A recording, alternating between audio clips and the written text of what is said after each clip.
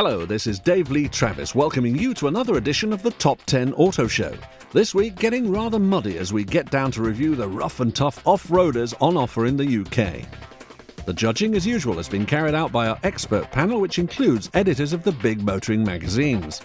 So let's see in what order they've voted the top 10 off-roaders. Down at number 10 this year is the Hyundai Santa Fe, which has had a pretty good run for its money. The car's styling is rugged and quite appealing. Interior space is excellent, and the driver's ergonomics cannot be faulted. The list of kit you get with the Santa Fe is astonishing for the money, and having scored 4 stars in the Euro NCAP test, it's very solid for safety. So why do we have a problem with this car? It's just that the ownership experience is a pretty grim affair. Taking the potential heavy depreciation on the chin is bad enough, but once you turn the key and roll on down the road, you'll discover that the Santa Fe is, frankly, nasty to drive. We suppose that there must be some drivers out there who actually want to swap a solid and enjoyable drive for a host of extras and a low initial price tag. Actually, this car isn't bad value for money when you look at it from that point of view, but as long as you're not going to use the Santa Fe for too violent off-road antics, this isn't a bad buy. Let's now take a look at the manufacturer's facts and figures for the Santa Fe.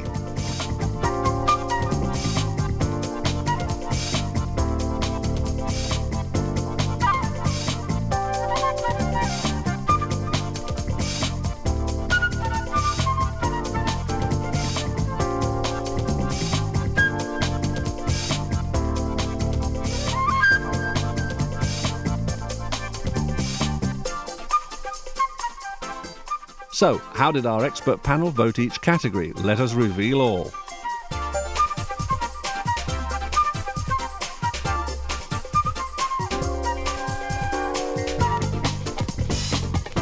In 10th place then, with an average percentage of 62, the Hyundai Santa Fe. Now, here's a question for you. When is an off-roader not an off-roader? When it doesn't look like one could be the answer. If you're after a 4x4 which doesn't scream this fact at passers-by, the Audi Allroad Quattro could be for you.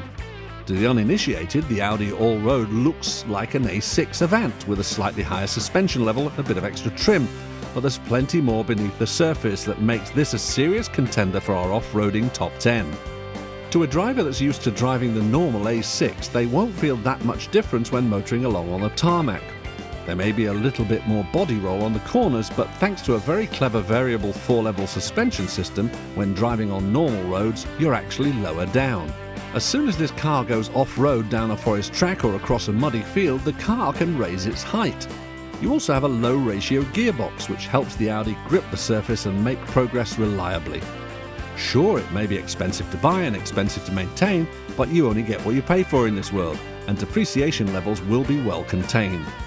So let's check out vital stats on this Ingolstadt-created beauty.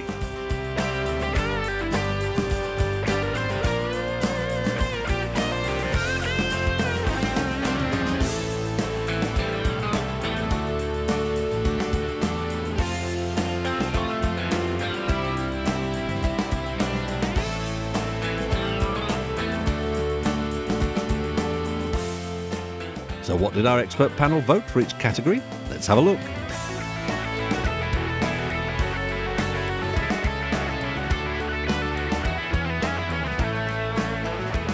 In 9th place then, with an average percentage of 64, the Audi Allroad Quattro. At number 8 in our chart of the top 10 off-roaders is a Nissan, the X-Trail.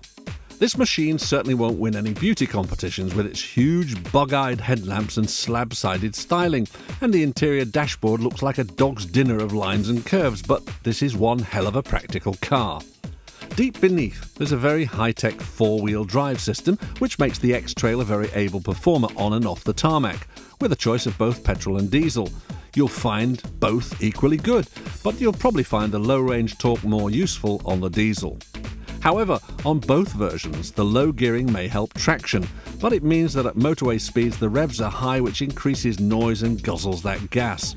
On a long journey, this is compensated for by the comfy seats, large amounts of space, and a thought that's been given to the passengers with the ergonomics and layout within. With a reasonable amount of ground clearance and short overhangs, the Nissan is not bad as an off-roader, but this is very much a suburban runaround with only limited true off-road potential.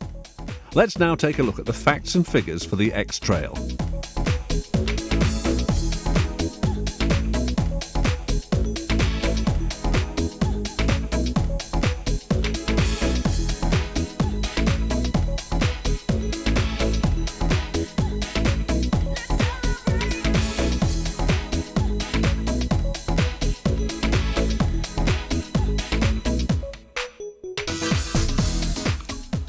So, how did our expert panel vote each category? Here are the numbers.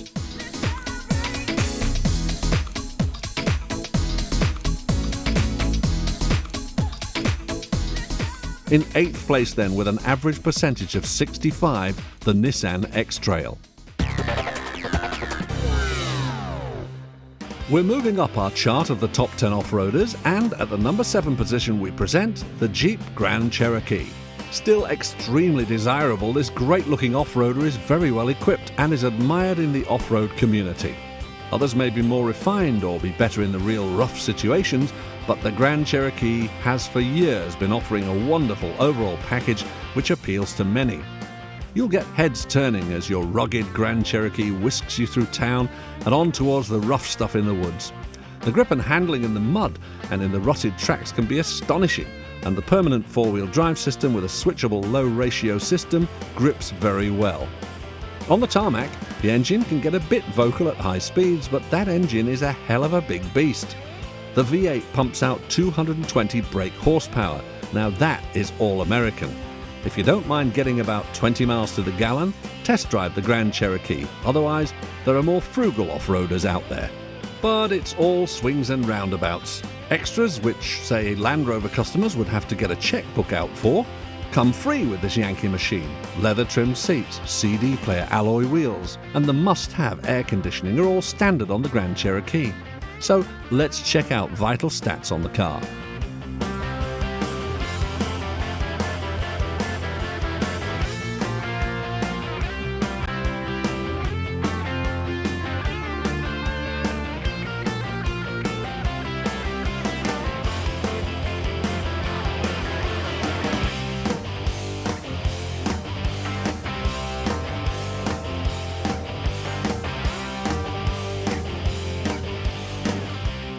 So what did our expert panel vote for each category? Let's have a look.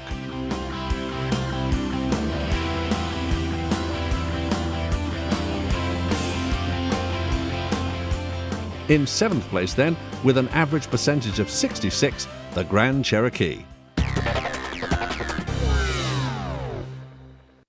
At the number 6 position, the car that's come a long way from the Mark I version. The Toyota RAV4 originally came out very much as a lifestyle machine, appealing to hairdressers and young drivers who just wanted something that looked a bit different.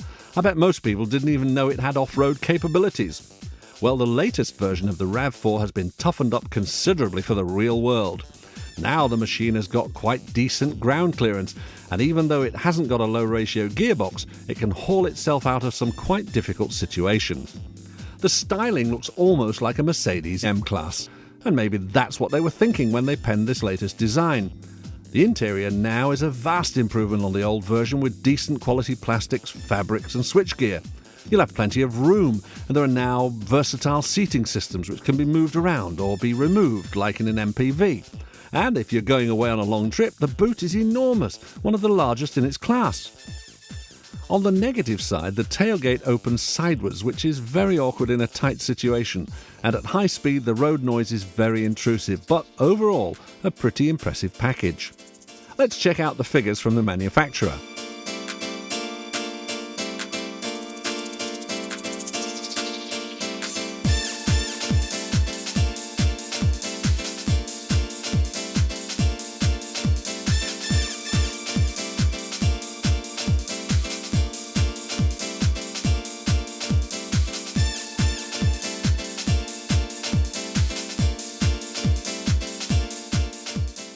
And now let's discover what our experts gave in percentages for each category of judging.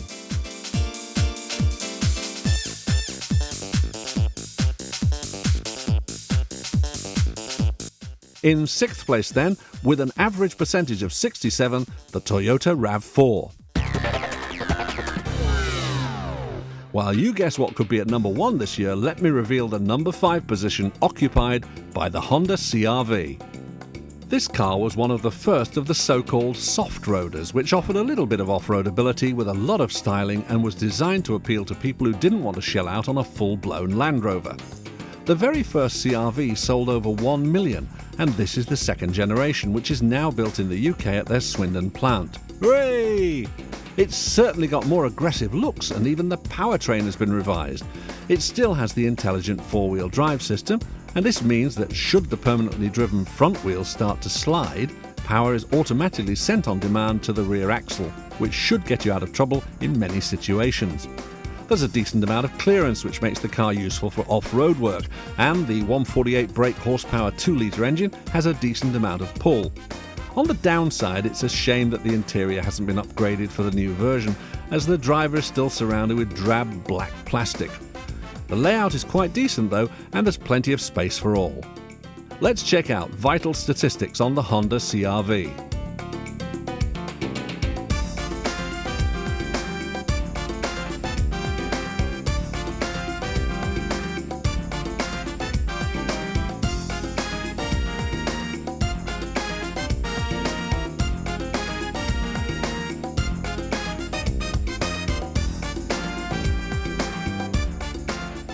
Right, let's discover the lowdown on each voting category.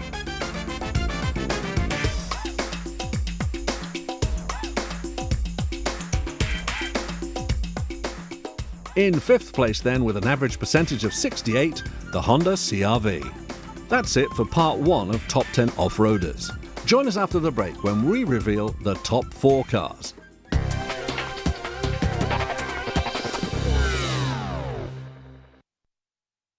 Hello, this is Dave Lee Travis welcoming you back to the Top 10 Off-Roaders. Moving up to the number 4 position, and it's the stateside-built Mercedes. Direct from the Alabama factory, the Mercedes M-Class has proven itself over the years to be a very capable, solid off-roader that has a useful second life as a spacious family car. Now here's a machine which oozes desirability, low depreciation, it's smart, it's got almost retro styling. This is a very impressive machine with a range of powerful engines up to a massive 5.4-litre power plant. This is a very big car, and you get a wonderful elevated driver's position which makes you feel like you're the king of the road. When you're tackling the rough stuff, the Mercedes handles it as well as the most dedicated cars, and the low-range transfer box has lots of grunt to get you over the rocks and mud. But at the end of the day, the M-Class is more likely to be a status symbol in a city environment, with maybe only a limited amount of off-road work at the weekend. That's fine, because that's what it's been designed to do. The great all-rounder, and the very sensible buy from Mercedes-Benz, the M-Class. Let's check out vital stats on the car.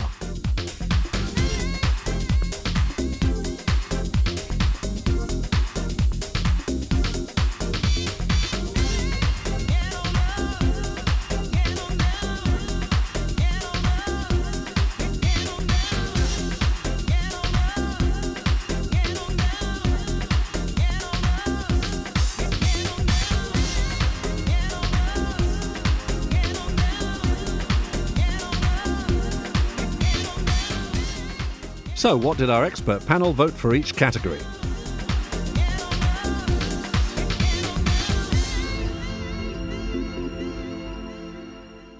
In 7th place then, with an average percentage of 69, the Mercedes M-Class. We're into the top 3 now, and at the number 3 position it's our friends from Sweden, Volvo, with the XC90. This is a machine with so much going for it, you'll have to double take at the price tag. Is it really only about £30,000 for so much kit, so much technology, and with a Volvo badge on the front? It's true that the Volvo company are putting an awful lot on this machine, but it seems they've backed a winner. You can tell that they've had BMW's X5 in its sights, but also are desperate to make it more appealing in many ways. They've succeeded in some, but not in others. It's certainly stylish, sophisticated, with plenty of gadgets. However, it's a very heavy car, which doesn't make it economic to run or nimble to drive. The steering doesn't give very good feedback, and so it's not going to be a car that appeals to an enthusiastic driver. For family people, however, they'll be queuing up down the block. This is a car which is safe, big and practical. So, what figures can Volvo give us about the XC90?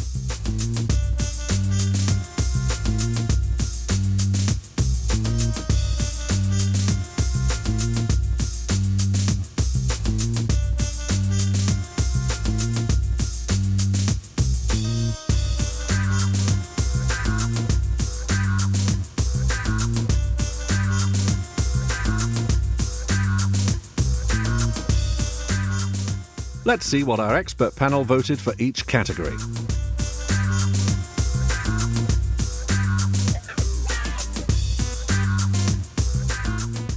In third place then, with an average percentage of 71, the Volvo XC90.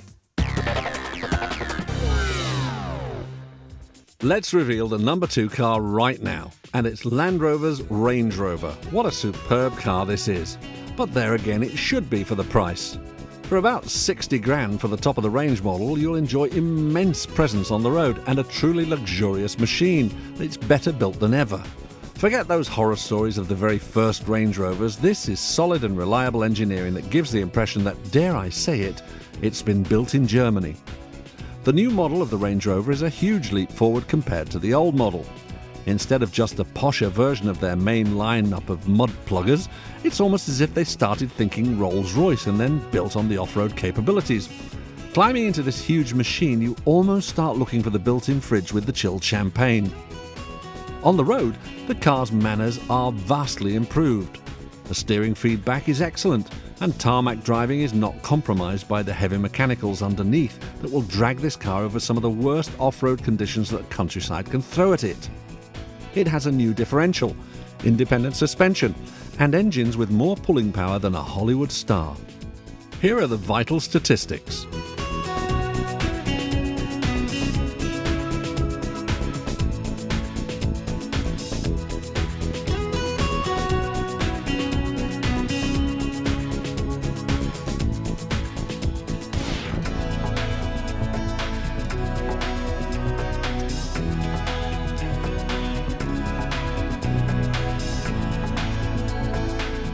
So, what did our expert panel vote for each category? Let's have a look.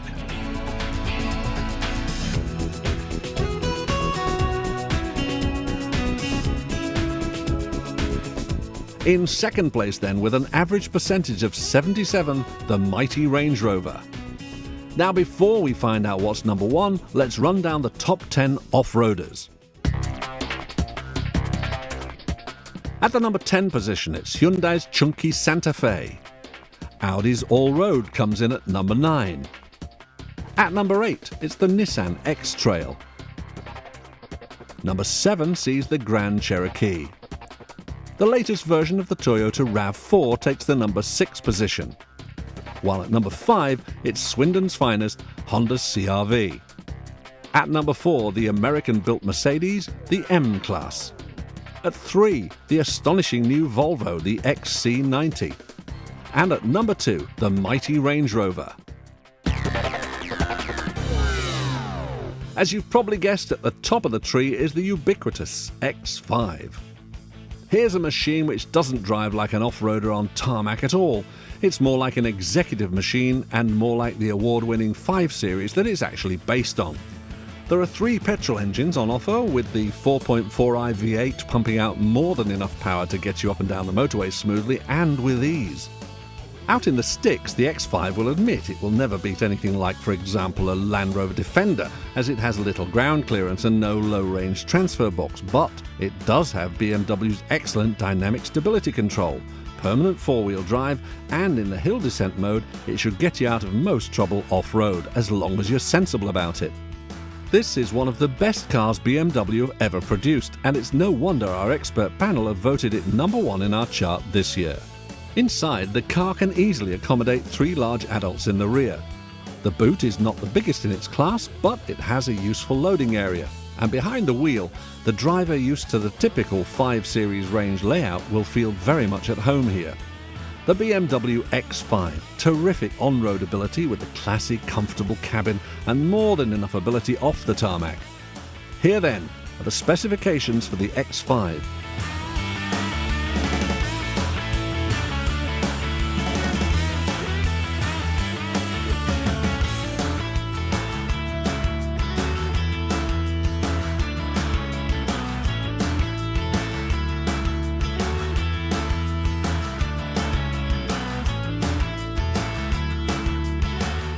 We know it's the winner, but let's take a look at our expert panel scores.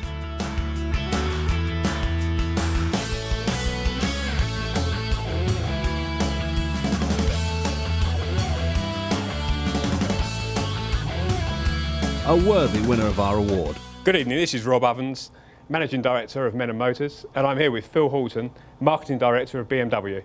And I'm pleased to award you the top off-roader for the BMW X5. I have to say it's a personal favourite of mine, and many congratulations. Well, thanks very much, Rob. It's absolutely great.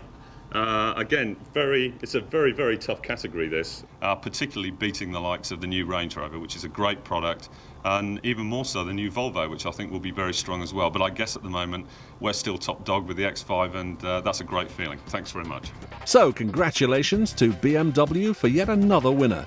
Join us next week when we'll be going down the top 10 coupes on sale now in the UK. Goodbye, and we'll see you then.